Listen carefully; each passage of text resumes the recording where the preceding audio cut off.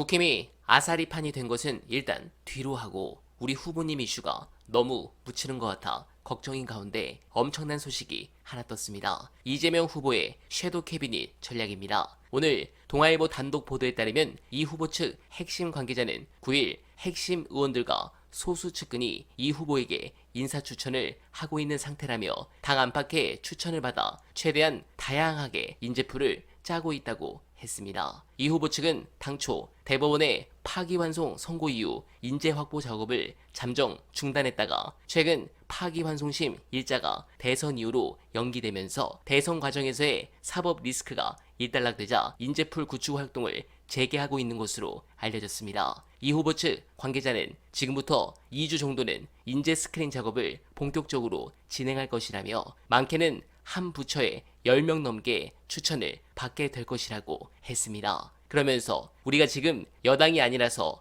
국가정보원, 검찰, 경찰의 정보를 활용할 수는 없는 상황이라며 범죄 경력 회보서를 비롯해 공개된 논란들 위주로 살펴보는 중이라고 했습니다. 이 후보의 최측근 그룹에서는 기업인 등 실물 경제에 밝은 인사들에 대한 별도의 영입 작업도 이뤄지고 있는 것으로 확인됐습니다. 민주당 핵심 관계자는 일부 5대 기업 출신 인사들과 비공개로 상견례 형식의 만남이 이뤄지고 있는 상태라고 했습니다. 한편 민주당 지도부 관계자는 정은경 전 질병관리청장이나 강금실 전 법무부 장관을 총괄선대위원장으로 영입하는 작업이 더디게 진행되자 이 후보가 직접 전화해 합류를 성사시키기도 했다고 전했습니다. 네, 좋습니다. 이렇게 직권 준비를 해야죠. 당선 즉시 취임이라 청와대 정비부터 시작해서 내각 구성까지 그리고 법 개정으로 검찰도 바이든 해야 하고 너무 할 게 많습니다. 그러나 우리에게는 특급 인재들이 많습니다. 특히 보수층도 인정하는 SNS에서 화제가 된 분석 보시고 이어가 보겠습니다.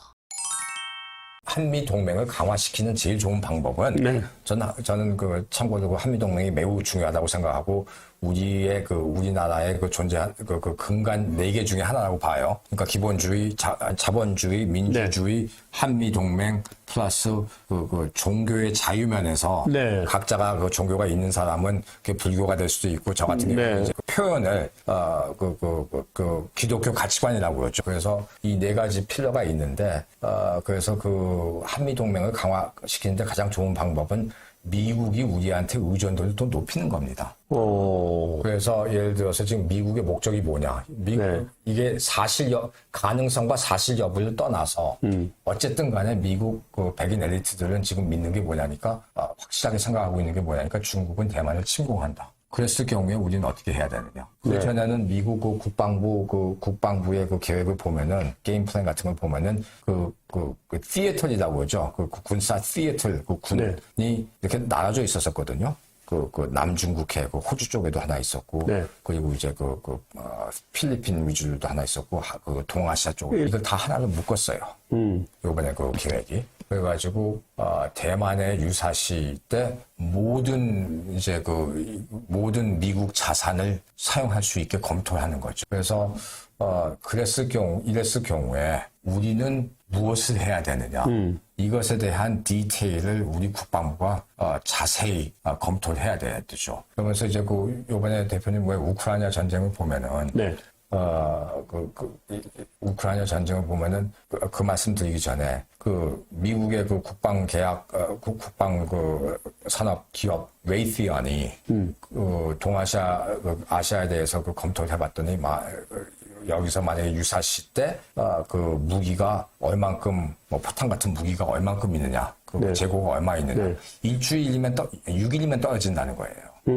근데 제조업이란 게 대표님 그게 제조업이란 게 하루아침에 되는 게 아니지 않습니까? 2가지 예를 들자면은 우리하고 지적재산권 문제가 있었을 때 원자력 발전소 지적재산권 문제가 있었을 때 미국 에너지부가 미쓰비시 중공업이랑 손잡고 원자력 발전소를 만들려고 다 포기했어요. 1년이 지나서. 미쓰비시가 그동안 만들지 않아 건설을 안 해가지고 노하우가 없어졌던 거예요. 그래서 다시 두산 중공업하고 손잡고 그리고 심지어 간단한 패션 간단하진 않겠지만 심지어 패션 브랜드 루이비통 가방도 있고 신발 구두도 있지 않습니까? 전 세계 공장이 공장이 있는데 그 평균 하자율이 20%입니다. 텍사스에 공장을 지었는데 그게 40%예요. 그러니 미국에다가 만약에 그러면은 그보다도 더 어려운 반도체 공장을 지으면 하자율이 얼마나 나올까요? 처음에.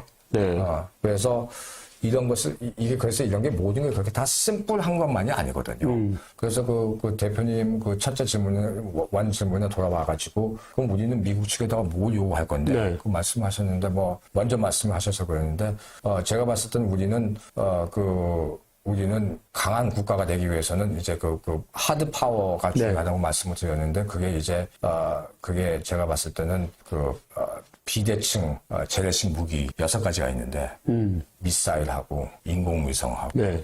요번에 그 AI가 탑재된 그 드론이 얼마나 그 우크라이나에서 효율적이 사용이 됩니까? 그리고 네 번째는 제가 봤을 때는 핵추진 잠수함하고 EMP탄하고 레이저입니다. 얼마 전에 그 이재명 대표께서 왜 국방과학기술연구원을 방문했지 않습니까? 거기에 이제 그 방문을 했는데 우리가 거기 연구원들이 연구를 좀 더 세게 할 수 있게 돈도 지원도 해줘야 되고 거기에 그 연구를 좀 자유롭게 할 수 있는 조건을 만들어줘야 돼요. 그게 안 될 경우에는 아예 그냥 띄어내가지고 미국의 달바 같은 것을 하나 별도로 또 만들어야 됩니다. 핵추진 잠수함 같은 경우 우리가 만들 수 있어요. 핵추진 잠수함 잘 만들 수 있습니다. 엔진도 만들 수 있는데 연료가 없어요. 근데 이제 근데 우리는 그 핵추진 잠수함의 디자인이나 기술은 구소련자를 갖고 왔기 때문에 사실은 그 러시아산 그 농축 유라늄이 제일 잘 맞습니다. 그래서 그것을 이제 제가 청와대에 있었을 때 테스팅 용도로 민수용으로 IAEA에 다 신고해가지고 제가 그 청와대에서 퇴사하기 전에 근데 이제 그때 기억하시겠지만 그것이 이제 뉴스에 나와가지고 북한 매체에서는 김현종 아주 위험한 망동을 하고 있다. 그리고 이제 그러다 보니까 이제 과거 역사 같은 것을 제가 이런 TV에 나와가지고 대표님한테 이렇게 말씀드릴 때는 쉽게 말씀드리잖아요. 근데 그거 갖고 들어올 때 얼마나 어려웠겠어요. 그거 반대하는 사람들도 얼마나 많았겠습니까? 네, 공감합니다. 그리고 진짜 숨겨진 보석 같은 인재 한 분 소개드립니다. 어제 송영길 전 대표의 발언이 큰 화제였는데 꼭 한번 보고드리고 싶었습니다. 이재명을 밖에 그냥 두면 정치검찰의 칼에 맞아 죽는다. 그러면 민주당의 미래는 암울의 시대를 겪을 것 같다. 개항을 국회의원직을 이재명에게 양보해야겠다. 내가 나중에 죽어서 김대중 대통령 얼굴을 어떻게 보겠느냐. 민주당이 분열되지 않으려면 힘을 모아야 한다 하여 이재명을 국회로 입성시켜야 되지 않겠냐. 네, 이 선택은 결국 이재명을 살렸고 대한민국을 구했습니다.